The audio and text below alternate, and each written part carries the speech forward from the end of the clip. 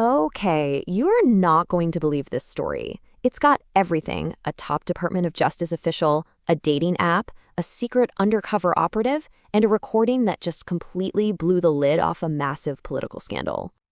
But before we get into all the insane details, if you want to stay on top of the stories that are really shaping our world, do me a huge favor and hit that like and subscribe button. Seriously, it helps a ton.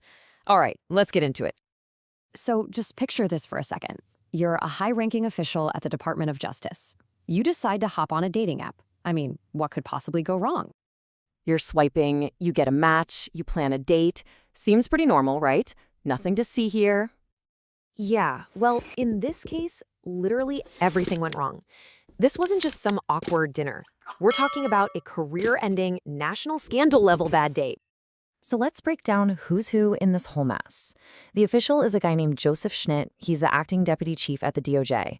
He matches with a woman on Hinge, but surprise, she's not just a regular date. She's actually an undercover operative for the O'Keefe Media Group, and her phone is recording their entire conversation.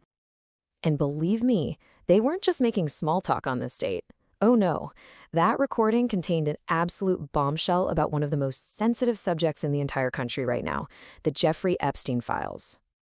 So you're probably wondering, what did this guy actually say that caused such a massive political firestorm? Well, get ready for this. He was caught on tape saying the Department of Justice planned to, and I'm quoting directly here, redact every Republican or conservative person in those files, leave all the liberal Democratic people in those files, and have a very slanted version of it come out. Let me just spell that out. He's on tape alleging a plan to politically manipulate the release of the Epstein files to hurt Democrats and protect Republicans. I mean, coming from a DOJ insider, that is a huge, huge accusation.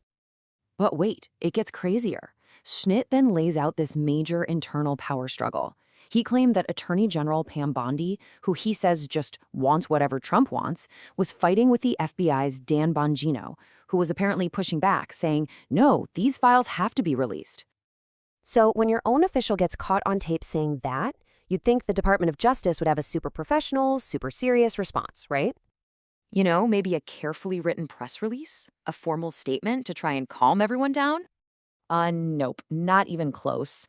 And what has to be one of the weirdest moves I have ever seen from a federal agency, the official DOJ Twitter account just posted a screenshot of Schnitt's personal and very, very awkward explanation. I'm not kidding, the official post is just wild. It starts out like a bad Tinder story. I met a woman named Skylar on Hinge. Her profile is no longer findable. It goes on to complain that she didn't give any hints she was a reporter. It honestly reads less like a government statement and more like a cringy text you'd send to your buddy after a horrible date. So yeah, the Department of Justice basically put its own employees' disastrous dating life on blast for the entire planet to see. Super, super awkward. But look, to really get why this one terrible date is such a massive deal, we gotta zoom out a bit. This story isn't really about Joseph Schnitt. It's about the giant ongoing controversy that surrounds Jeffrey Epstein. You have to remember the backstory here. For months, AG Bondi was already taking heat over this case. President Trump had promised full transparency. But then, when the DOJ finally released 33,000 files, it turned out that most of them were already public. And that just threw gasoline on the fire of a potential cover-up. And then you've got the whole added layer of Trump's own past relationship with Epstein. This quote from a 2002 interview keeps coming up, where Trump said, "I've known Jeff for 15 years. Terrific guy. He's a lot of fun to be with." It's just a central piece of this whole puzzle. So all of this mess has basically split into two completely different stories about what's really going on here. It's a classic political showdown. Which, of course, brings us to the million-dollar question. Is any of this about getting real justice for Epstein's victims, or is it just one big political game?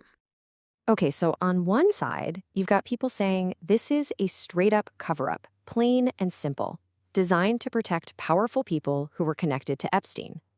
And on the other side, you have President Trump and his supporters who say this whole thing is just a Democratic hoax designed to distract everybody from his administration's wins. So that's what we're left with. In this crazy mess of secret recordings, dating apps, and political spin, are we actually looking at a fight for justice, or is it all just politics? I want to know what you think. Is this a cover-up or a hoax? Drop your take down in the comments below. And for more explainers that cut right through the noise, make sure you're subscribed. Thanks for watching.